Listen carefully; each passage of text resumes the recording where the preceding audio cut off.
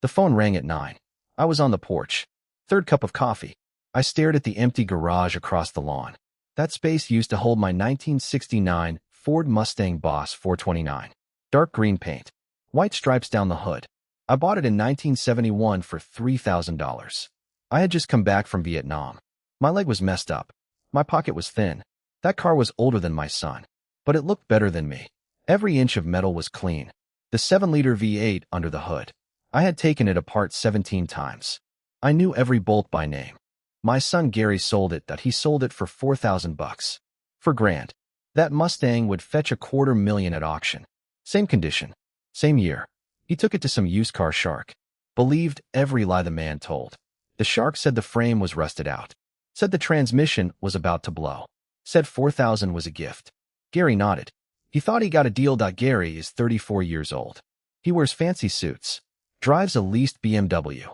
Combs his hair like a TV money guy. He works at a hedge fund. Calls himself an analyst. He shuffles rich people's cash around. Takes a cut off the top. He never liked what I did for work. I spent 37 years at a tool plant in Detroit. They moved it to Mexico. That was when Gary started looking at me different. Not with respect. With pity. He came to my house that morning. Drove his BMW up my driveway. Walked in without knocking. Said, "Dad, I got rid of that old junker for you." He said it was taking up space. Attracting bugs. I held my coffee cup so tight it almost cracked. He kept talking. Said the garage would be free now. Said he ordered me a new electric wheelchair. One that climbs curbs. I could roll to the store myself. No need to wait for my ex-wife to drive me on weekends. She left 2 years ago. Ran off to Florida with an insurance man. Gary thinks I sit here waiting to die. Waiting to leave him this house. I did not say a word. He took my silence as a yes. He patted my shoulder. "Don't worry," he said. "I know that car guy. He's straight." Then he left.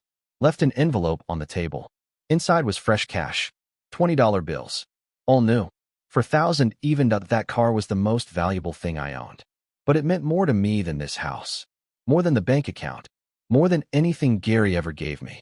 He did not know what it carried. He did not know about the summer of 1973. I drove that Mustang from Detroit to Los Angeles. My best friend sat in the passenger seat. His name was Jimmy. He had a bandage wrapped around his head. Same grenade got us both in Hugh. I took shrapnel in my leg. He took it in his skull. We drove all night on the Sunset Strip. Windows down. The air smelled like palm trees and salt. Jimmy said when they got the metal out of his brain, he would buy one just like mine. We would drive to Mexico together. 2 Mustangs. 2 old soldiers. He died the next year. The shrapnel got infected. He never made it to surgery. That car became his headstone after that. My son sold it for scrap money. That the next morning I drove to the used car lot. Corner of 8th and Jefferson. The sign had a cartoon wolf with a big grin. It said, "Wolfie's Wheels, satisfaction guaranteed."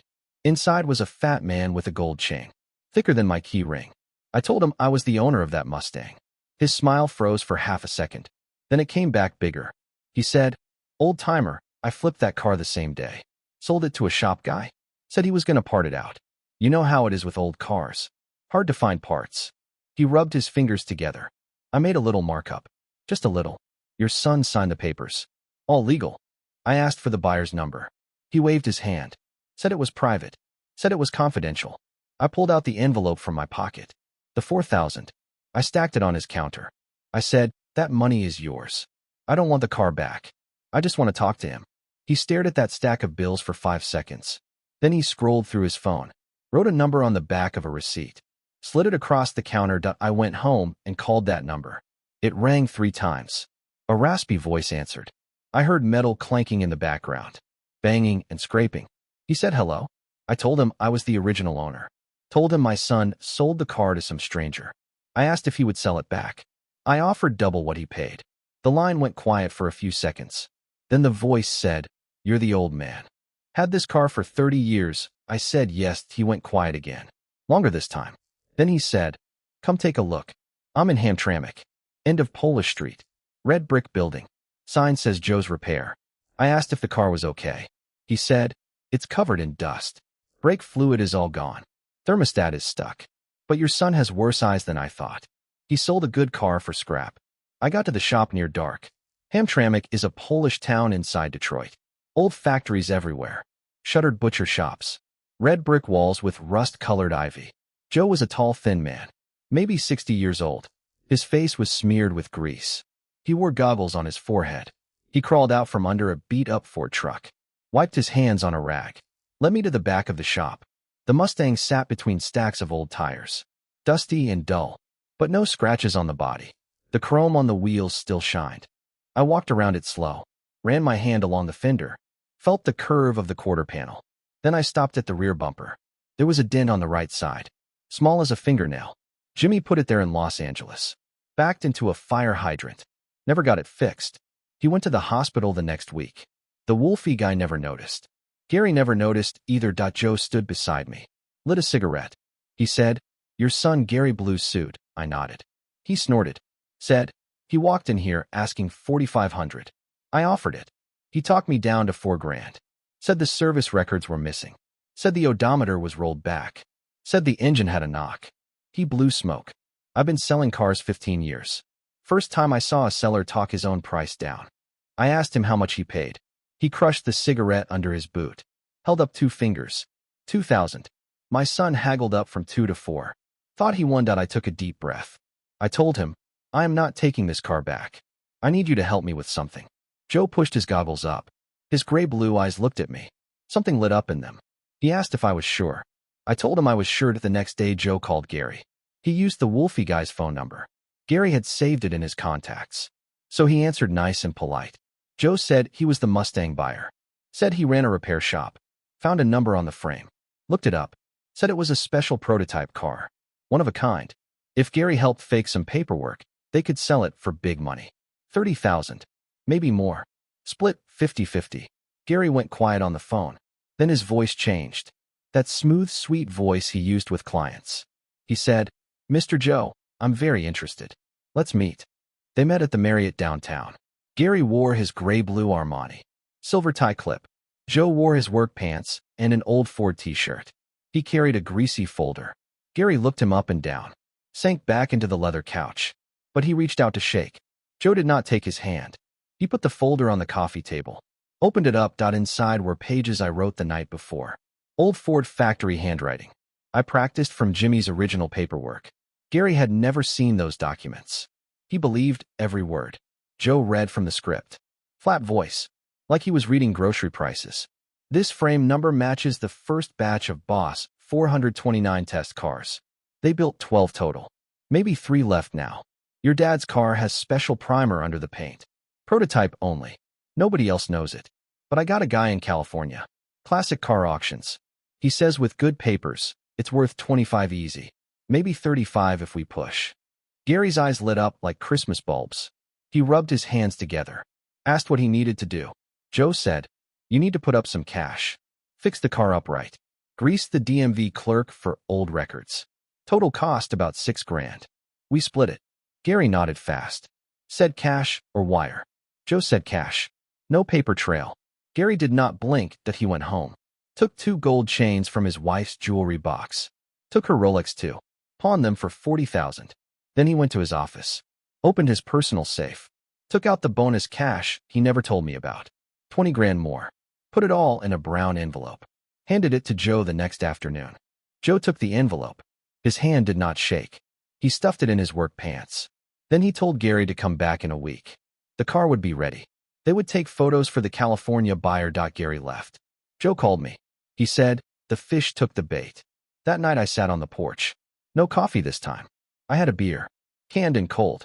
I drank 2 of them. Then I saw Gary's BMW turn the corner. Headlights swept across my yard. Lit up my hedgerow. He did not kill the engine. Rolled down the window. Stuck his head out. Grinned at me. He said, "Dad, come here. I got something for you." I walked over. He handed me a stack of cash.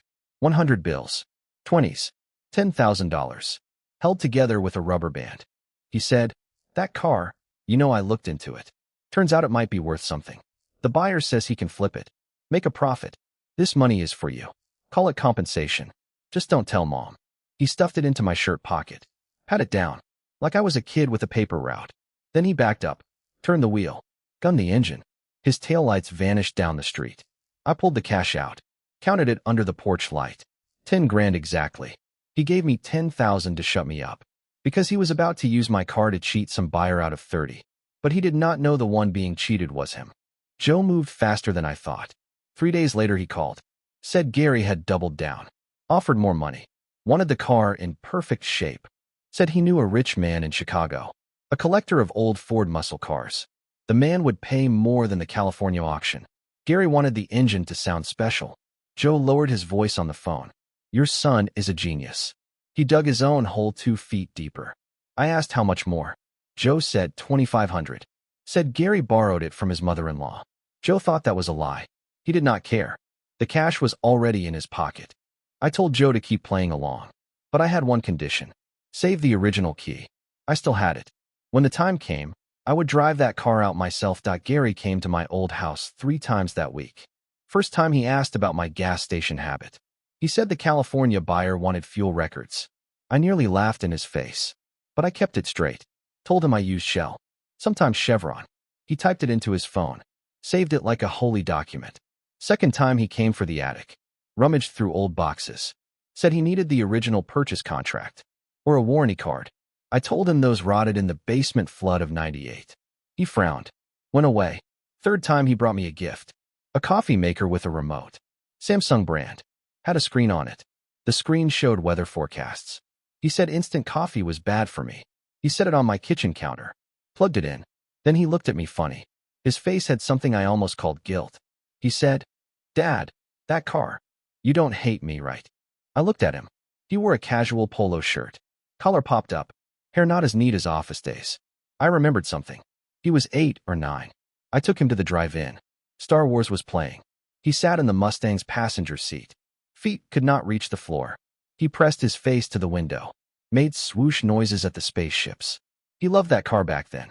He would slide the seat all the way forward, just to reach the glove box. I kept old maps in there. He grew up and forgot that I told him, No, Gary, I don't hate you. That car is just metal and rubber. Nothing special. His shoulders dropped. He smiled. Said good. Then he left. I watched him go. I thought about the college tuition I saved. The game console I did not buy him. The 12-hour shifts I worked at 50 years old, just to save for his wedding. The 30 years I left that Mustang in the garage, waiting for him to say, Dad, let's go for a ride. He forgot all of that. He forgot everything. Joe sent me a recording on day 7. He used his phone. Gary talking in the shop. Background noise was my Mustang starting up. That V8 coughed once. Then it settled into a low rumble. I heard it through the phone speaker. My eyes got wet. Gary said on the tape, Joe, that engine sounds sweet. What do you think we get for it? Joe said 35 easy. Maybe more. Gary laughed. I knew that laugh. It was his work laugh. The one he used at my dinner table when clients called. Sweet and smug at the same time. Like a wolf wagging its tail. Then Gary said something else. Clear on the tape. My old man only made one good thing his whole life. And now it's mine. That's talent, right? Joe did not answer. Just the clang of a wrench on metal. I played that tape 3 times that night. On the 3rd time I put the phone down. Walked into the garage. The empty spot where my Mustang used to sit. Even the tire marks were fading. I stood there a long time. I thought about Jimmy. What he said in Los Angeles. Leaning on the Mustang's hood. Drinking a stolen beer. He said, You pass this car to your son. I pass mine to my son. They drive past each other someday. Honk and wave. I called him an idiot. He had no girlfriend. No son in sight. He said, Fine. Your grandson then. This car goes down the line. Family heirloom. My son sold it. But I was about to make it right. My way. Joe and I finalized the plan. Friday morning. He would call Gary. Say the California buyer was coming. Cash in hand. Gary had to be there to sign the papers. One more payment too. A tax deposit. Michigan state tax. Refundable, but due up front. For $1,000. Gary had already put in $8,500. He would not stop now. Joe said the moment that last cash hit his palm, he would hand the keys to the buyer. That buyer would be me. I would drive the car out right in front of Gary. Then Joe would lay it all out. The fake documents. The phantom collector. The real value of the car. Gary would get nothing. Because the car was never his. He never transferred the title. Wolfie sold him a piece of paper. Not a car. Joe said, Your son paid $2,000 for toilet paper. Then he put $6,500 on top of that. Now he wants to add 4 more. I said he would do it. He could not let go of that $30,000. Thursday night Gary called me. Said he was busy Friday morning. Could not visit. Told me to use that new coffee maker. Learn to brew something good, he said. His voice had that Christmas Eve buzz. He said, Dad, I might make a little fortune. When I do, dinner is on me. I said, I'll wait. I hung up, pulled the coffee maker box from the trash. Price sticker still on it. $499.99. I put it in the cupboard. Planned to donate it to the church sale. Friday morning, 8 o'clock. 3 cars parked outside Joe's shop. Gary's BMW, Joe's beat-up pickup, and a rental van I drove over. I would leave the van there after I drove the Mustang out. I wore my best jacket, dark blue wool. Gary bought it for my birthday last year. Tags still on. I tore them off, put the coat on, stood in the morning sun, watched Gary's car pull in. He got out in a black suit, double-breasted, shiny cufflinks. He saw me standing there. His smile froze for half a beat. Then he asked, Dad, what are you doing here? I said, I came for the car. He frowned, said, what car? This one is mine. I asked him if he transferred the title. He stopped. Mouth hung open. Then he said, I signed a contract with the dealer. I pulled out the original registration, the delivery receipt from the Ford dealer. Yellow paper, faded ink. But my name was clear. The VIN was clear. The date was clear. I said, a contract is not a title. You never went to the DMV. This car is still legally mine. Gary's face changed color. Red to white. White to gray. He spun toward Joe. Joe leaned on his pickup hood, sipping coffee. Slow and easy. Gary yelled at him. Asked what the hell was going on. Joe put his cup down. Walked over with a manila folder.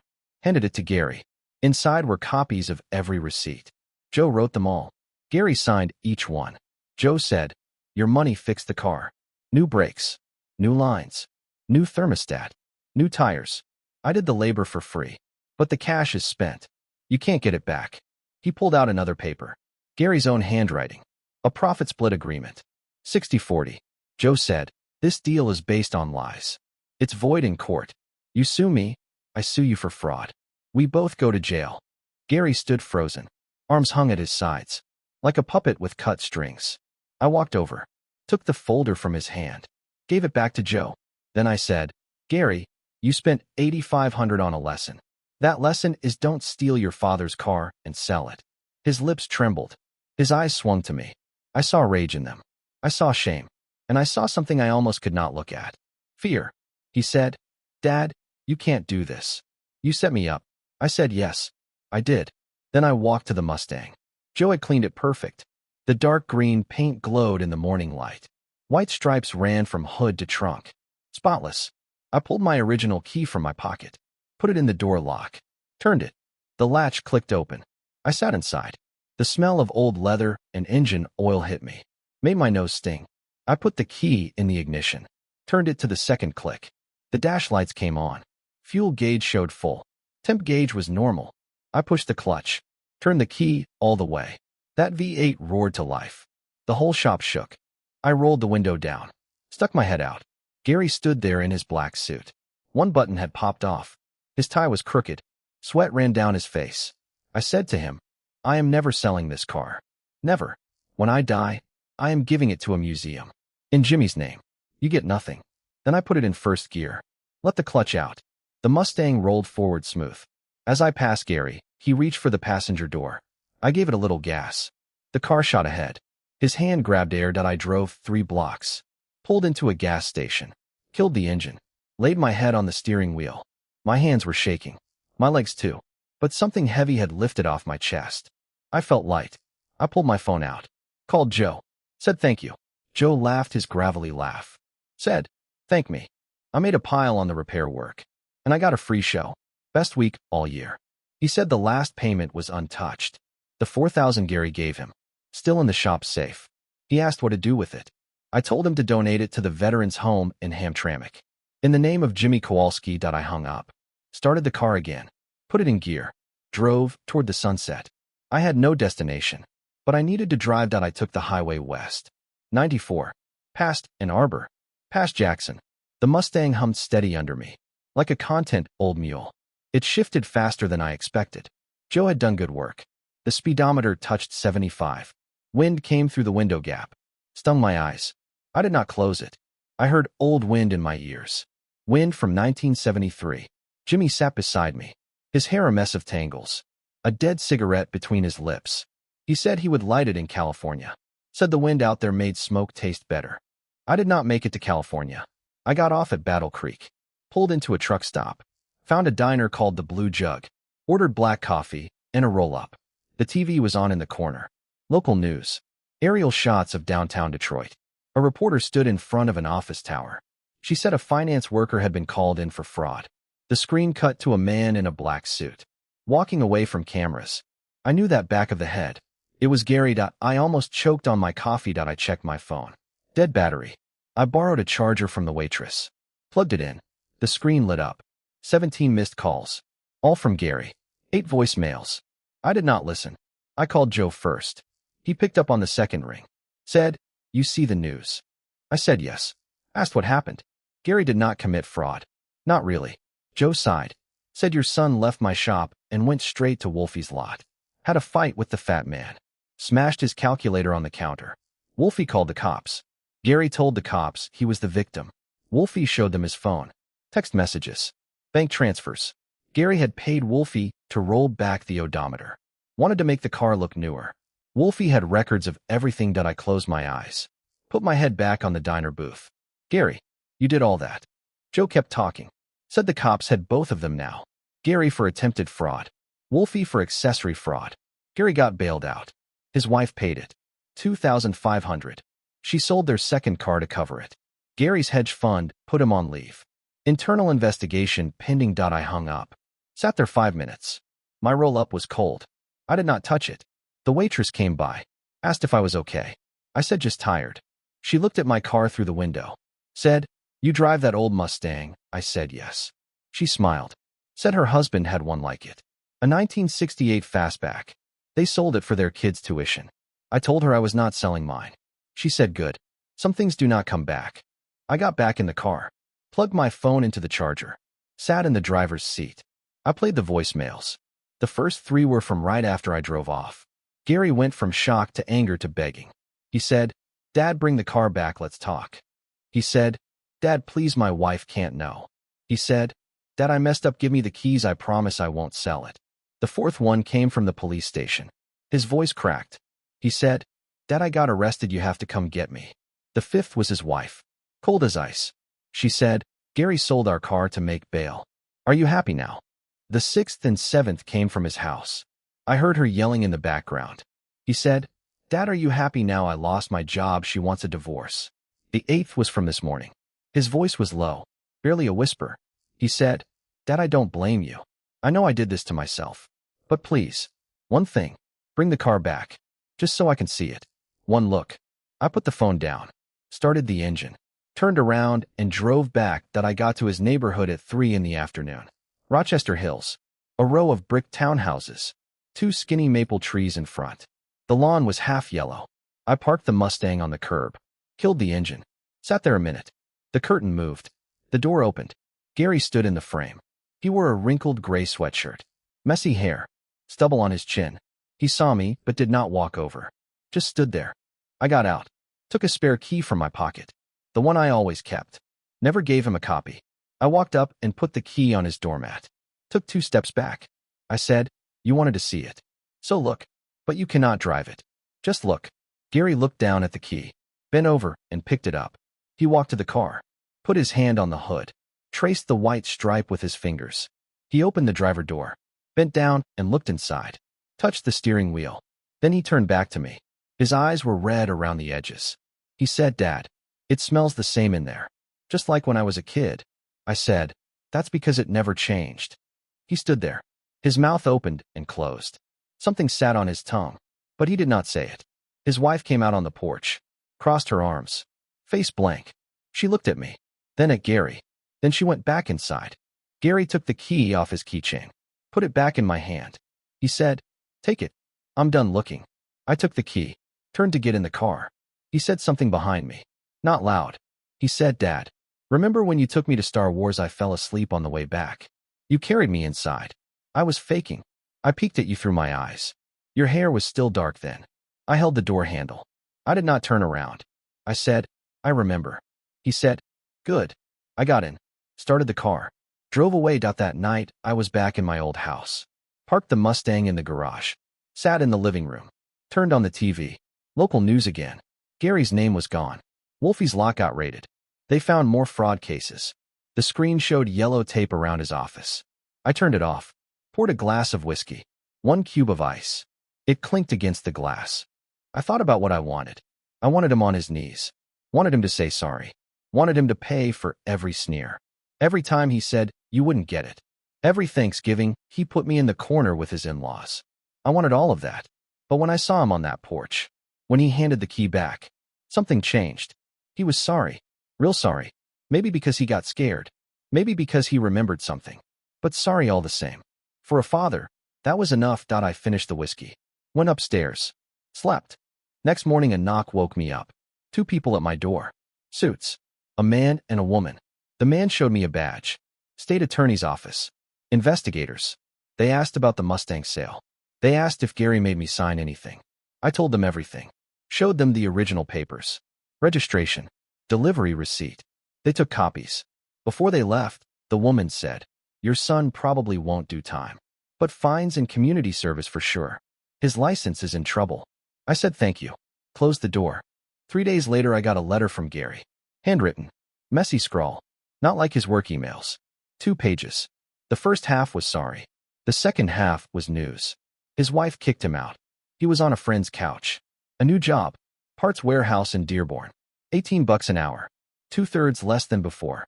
But he said he got to touch real car parts. He felt honest. The last line said, "Dad, when I save enough, I'll pay you back that $4,000. I know you don't need it, but I want to." I folded the letter. Put it in my nightstand drawer. Right next to Jimmy's photo. Gary worked the warehouse for 4 months. I went to see him once. The place was in Dearborn. Ford's old ground. The warehouse was huge. 3 football fields at least. Racks of parts everywhere. Exhaust pipes. Brake pads. Air filters. I found him on a ladder. Stretching to put a box of oil filters on the top shelf. He wore navy coveralls. The back was soaked with sweat. His hair was short now. No gel. His face looked fuller. Older too. He came down the ladder and saw me. He froze for a second. Then he smiled. A real smile. Not the work smile. Not the sales smile. Just a man glad to see his father. He took me to the back break room. Got me coffee from a vending machine. Plastic cup. Ford logo on the side. He sat across from me. Held his own cup with both hands. Stared into the brown swirl. He said, "Dad, I sent you the first payment last month. You get it?" I nodded. $800. Cash in an envelope. Sent from his friend's address. I told him he did not have to rush. He said, "No." I said I would pay. So I pay. Every month until it's done. I did not ask about his wife. He told me anyway. Divorce was moving along. She kept the house. Kept the remaining car. He did not fight it. He knew he was wrong. 40 of that 65 came from their joint account.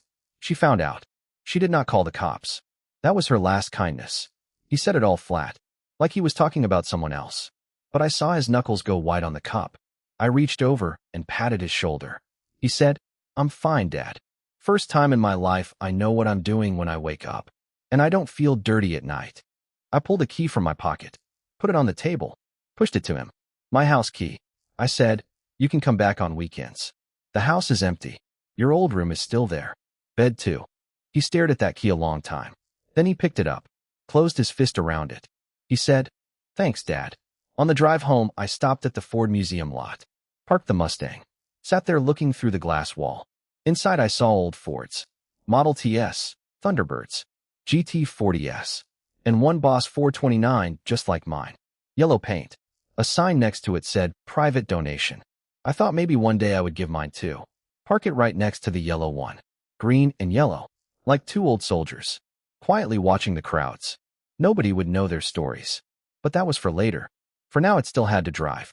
Joe became a regular friend after that. We met every other week. Grilled sausages behind his shop. I flipped them. He turned the fire. We sat on old folding chairs. Drank the cheapest canned beer. Talked cars. Talked weather. Talked about Detroit over the years. Joe said he used to weld on the GM line. Got cut in '98. Started the shop. Hung on for 20 hard years. Almost lost it to the bank. Kept it by taking jobs nobody else would touch. He told me he hated 2 things. People who pretend to know cars. and people who sell out their family. He crushed his can and tossed it in the fire. The flames jumped. He said, "Your son is better than most. He still has a chance. Some don't." I asked how he knew Gary had a chance. He said, "When he came to talk deals, he pulled out his wallet. A photo was in there. Your car. Not the new shine. The old one. Faded paint. Parked on a dirt road. The corner was folded. He carried it a long time." I was stunned. I never knew that photo existed. Joe said, "I saw it when he showed me his ID.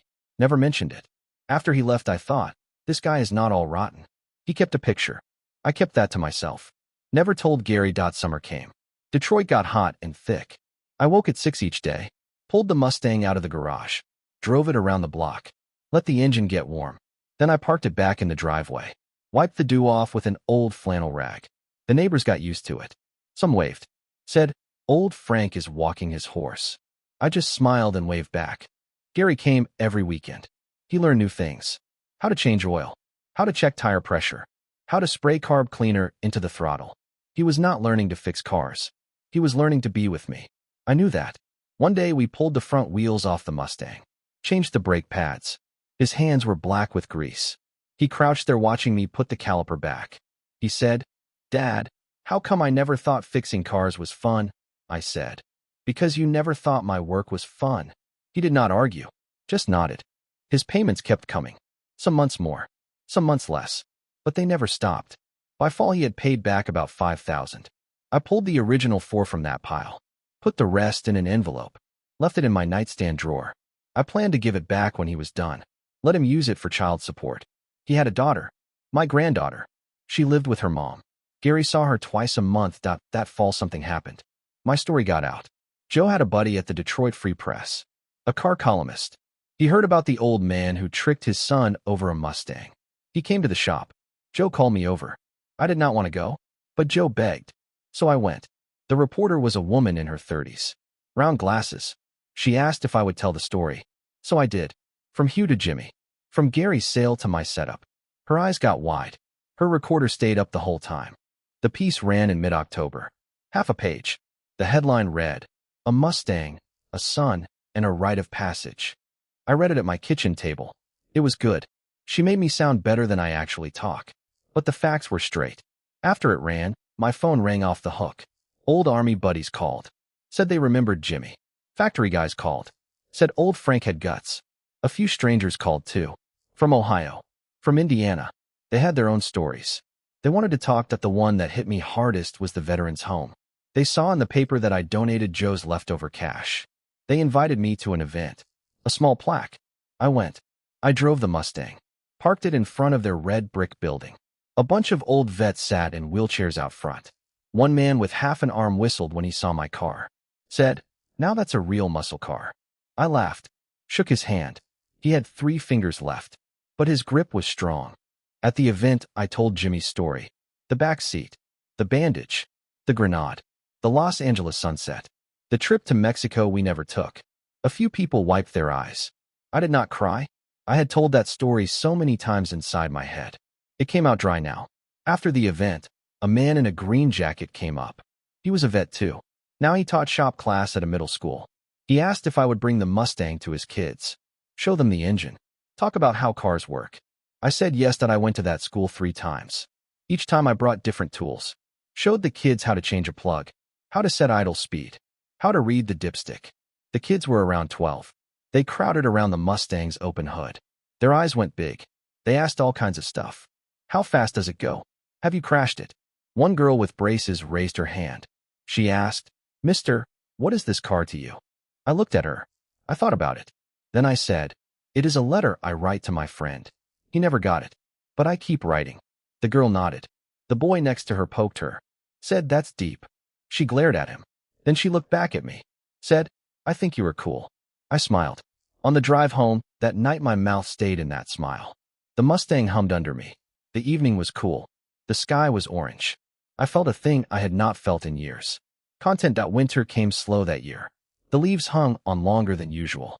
I kept the Mustang in the garage when the salt trucks came out. Gary asked me once why I did not drive it in the snow. I told him salt eats metal. He nodded like he understood. He was learning. He came over every Friday night now. Not just weekends. Fridays he would bring takeout, Chinese or pizza. We ate at my kitchen table, the same table he ignored for years. Now he sat across from me, told me about his week, the warehouse, the parts, the guys he worked with. He told me about a man named Darnell, a forklift driver. Gary said Darnell taught him how to stack pallets right, how to read the bin codes, how to spot a bad alternator just by the smell. Gary said it with respect in his voice. I had not heard that tone in decades. He was learning from other men, men who worked with their hands. Men like me. One Friday he came with a box, a red metal tool chest, small but heavy. He set it on my kitchen counter and opened it. Inside were wrenches, sockets, screwdrivers, all new, shiny chrome. He said, "Dad, I got you something. Not a payment, a gift." I saved up. I ran my finger along a wrench. It was good steel. I could tell. I asked him how much it cost. He said it did not matter. I looked at him. He was not smiling. He was nervous, like a kid waiting for approval. I put my hand on his shoulder. I said it was the best gift I had gotten in years. His face relaxed. He smiled. That Christmas he came to my house. Just the two of us. I made a ham. He made potatoes. We ate in the dining room. I lit the fireplace. We had not done that since his mother left. After dinner, he went out to his car, came back with an envelope. He handed it to me. I opened it. Inside was a check for the full $4,000. He paid me back, every last dollar. I looked at the check, then at him. He said, "I know I still owe you a lot more. Not money, the other stuff. But this is the start." I folded the check, put it in my pocket. I told him we were even on the car. The other stuff would take time. He said he had time. I kept the check for 3 days. Then I cashed it, took the cash and drove to the bank, opened a new account. I put the money in my granddaughter's name, a college fund. I did not tell Gary. Not yet. I would tell him when she turned 16 that the new year came. Gary was still at the warehouse, still on the couch at his friend's place. But he saved enough for a small apartment, a studio above a pizza shop. He invited me over. I went. The place was tiny. One room, a hot plate, a mattress on the floor. But it was clean. He had a photo of his daughter on the wall. Next to it was a photo of my Mustang, the old one, from his wallet. I asked him where he got it. He said he took it when he was 15. I was washing the car in the driveway. He snuck out with his camera. I never knew. I stood there looking at that photo a long time. The car was dirty. The paint was dull. But it was mine. And he kept it. He told me something else that day. He said his ex-wife let him take his daughter for a full weekend. First time in 6 months. He was taking her to the Henry Ford Museum. He asked if I wanted to come. I said yes. That Saturday we met at the museum. My granddaughter was 9. She had her mother's eyes and Gary's nose. She was shy at first, clung to her father's hand. But when she saw the yellow Boss 429 inside the glass, she let go. She pressed her face to the glass, just like Gary did at the drive-in. She asked if that car was like Grandpa's. Gary looked at me. I nodded. He told her it was almost the same. But Grandpa's was better because it was green. She asked why green was better. Gary said because green was the color of money. She laughed. I laughed too. We walked through the whole museum. She asked 100 questions. Gary answered every one. He did not talk down to her. He talked to her like a person. I watched him kneel down to tie her shoe. I watched him buy her a hat from the gift shop, a red Ford cap. She put it on backward. He fixed it. They both laughed. I stood back and let them have their time. My job was done. On the way out, we passed the museum gift shop again. There was a model car display. Tiny Mustangs. All colors. My granddaughter pointed at a green one. Gary bought it for her. She held it in her hand like it was gold. She looked up at me and said, "Grandpa, when I grow up, can I drive your car?" I looked at Gary. He raised his eyebrows. I told her, "You have to learn to drive first, and you have to be tall enough to reach the pedals." She said she would grow. I believed her. That spring, Gary got a new job, a proper mechanic's apprentice. The warehouse manager heard him talk about cars, knew he had learned from Joe and me. He set Gary up with a shop on the east side. Old school place. They fixed everything. Domestic cars, trucks, even lawn mowers. Gary started at $12 an hour, less than the warehouse. But he did not care. He said he was happy. He came home every night with grease under his nails. He looked tired, but he smiled more. I went to his shop one day. It was a 2-bay garage on a side street. The sign said Mike's Auto. Mike was a fat, bald man in his 70s. He had been fixing cars since 1975. He told me Gary was slow but careful. Said he would rather have a slow, honest man than a fast cheat. I shook Mike's hand, told him to keep an eye on my boy. Mike said he would. Gary started coming to my house less often. He was busy. He had his own place, his own job, his own life. But he called every other day, not to ask for money, not to complain, just to talk. He told me about a customer who cried when he fixed her old station wagon. He told me about a carburetor that gave him fits for 3 days. He told me about a kid who sat in the shop and watched him work for 2 hours without saying a word. Gary gave that kid a spare spark plug. Said the kid's eyes lit up. I listened to all of it, and I was proud. In June, I got a letter from the Veterans Home. They wanted me to speak at their annual fundraiser. I said yes. I brought the Mustang, parked it right in front of the stage. I told the crowd about Jimmy again, but this time I added a new part. I told them about my son, how he sold the car, how I tricked him, how he worked his way back. I told them he was a mechanic now, a good one. I told them he paid me back every cent. The crowd clapped. Some of them stood up. After the speech, a man came up to me, old guy in a wheelchair. He had a Navy cap on. He said he was Jimmy's platoon sergeant. He remembered Jimmy, remembered the Grenade. He asked if the Mustang still ran. I said yes. He asked for a ride, so I helped him into the passenger seat. His legs did not work, but his arms were strong. He pulled himself in. I got behind the wheel, drove him around the parking lot slow. Just one loop. He touched the dash, touched the window crank. He said Jimmy would have loved this. I said I knew. I dropped him back at the door. He shook my hand. His grip was weak, but his eyes were wet.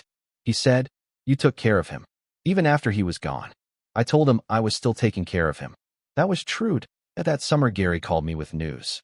His ex-wife was moving to Ohio, taking my granddaughter.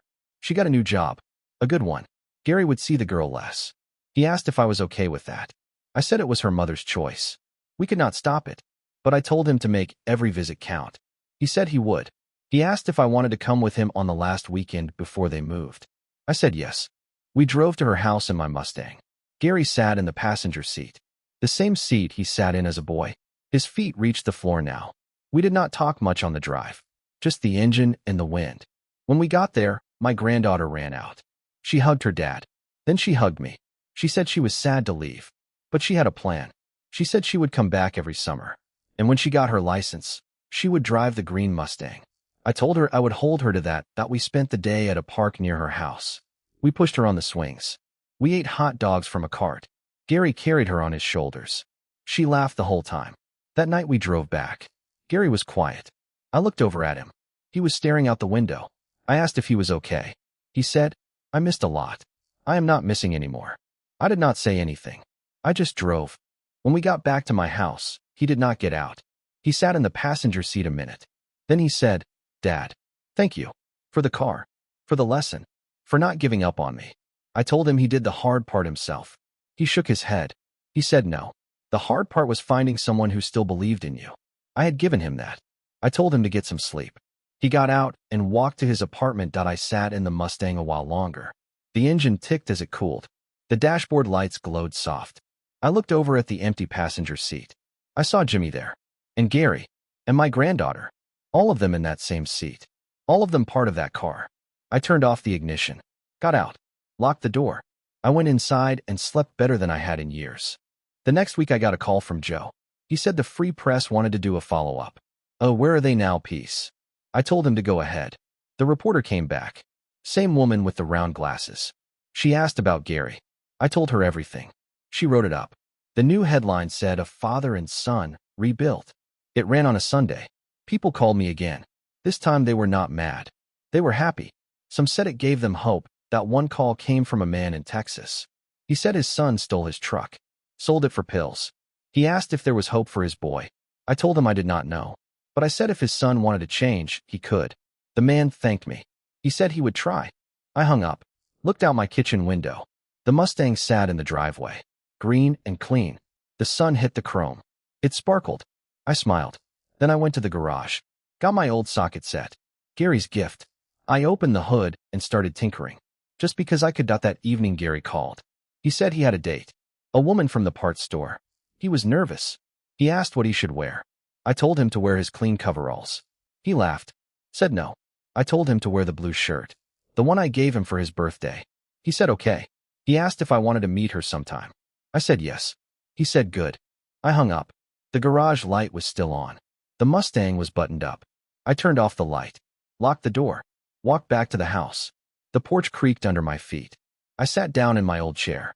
The coffee cup sat empty beside me. I did not fill it.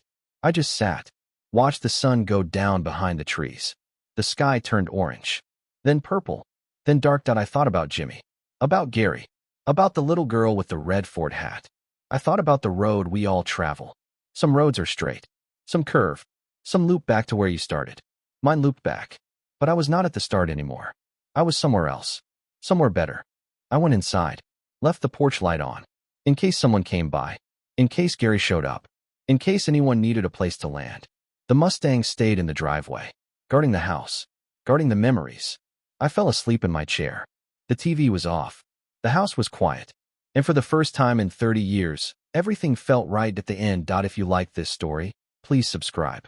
There are more tales to tell. Old roads, old cars, old men with new tricks. Hit that button and come along for the ride. Your support keeps the engine running. Thank you for reading.